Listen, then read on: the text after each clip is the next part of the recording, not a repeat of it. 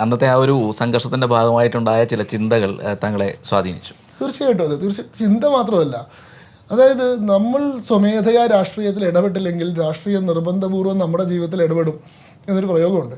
നമുക്ക് ഇതെൻ്റെ പ്രശ്നമല്ലെന്ന് കരുതി മാറി നിൽക്കാവുന്ന ഒരു അന്തരീക്ഷമല്ല ഇത് ഏറ്റവും സാധാരണക്കാരനായിട്ടുള്ള, ഏറ്റവും നിരപരാധിയായിട്ടുള്ള, ഏറ്റവും നിസ്സഹായനായിട്ടുള്ള മനുഷ്യൻ്റെ മേലേക്ക് അങ്ങോട്ട് പോയിട്ട് ആക്രമിക്കുന്ന ഒരു സംഭവമാണ്.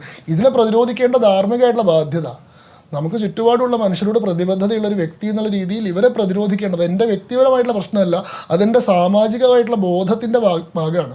ഇതൊരു പ്രതിരോധിക്കപ്പെടേണ്ട ആദർശമാണ് എന്നുള്ളതും നേരെ തിരിച്ച് അതേ സമയത്ത് തന്നെ പരമേശ്വർജിയെ പോലെയുള്ള ആളുകളോട് ഇടപെടുമ്പോൾ, അവരുടെ സമ്പർക്കത്തിൽ വരുമ്പോൾ ശരിയായിട്ടുള്ളൊരു ആദർശവും നമ്മൾ കാണുകയാണ്. ആ കോൺട്രാസ്റ്റ് വളരെ ക്ലിയറാണ്. ഇവിടെ നമ്മൾ കാണുന്നത് എന്താണ്? ഇവിടെ മനുഷ്യരെ ഇങ്ങനെ ഉപദ്രവിക്കുന്ന, പീഡിപ്പിക്കുന്ന, അവരോട് യാതൊരു ഒരു നീതിയും കാണിക്കാത്തൊരു സാധനം നമ്മൾ കാണുന്നു. അതേ സമയത്ത് തന്നെ സംഘം എന്ന് പറയുന്ന ഒരു ആദർശത്തെ നമ്മൾ വളരെ അടുത്ത് നിന്ന് കാണുകയാണ്. അപ്പോൾ ഇത് എതിർക്കപ്പെടേണ്ടതാണെന്ന് മാത്രമല്ല, അതിന് ബദലായിട്ട് ഉയർത്തിപ്പിടിക്കേണ്ടത് എന്താണ് എന്നുള്ളൊരു കാഴ്ചപ്പാടും ആ സമയത്താണ്. പക്ഷേ ഞാൻ വിചാര കേന്ദ്രത്തിൽ എത്താനും കാരണം ഈ സംഘർഷമാണ്. അന്ന് ഈ സംഘർഷം ഇല്ലെങ്കിൽ ഞാൻ വിചാര കേന്ദ്രത്തിൽ എത്തുകയോ പരമേശ്വർജിയെ കാണുകയോ ചെയ്യില്ല.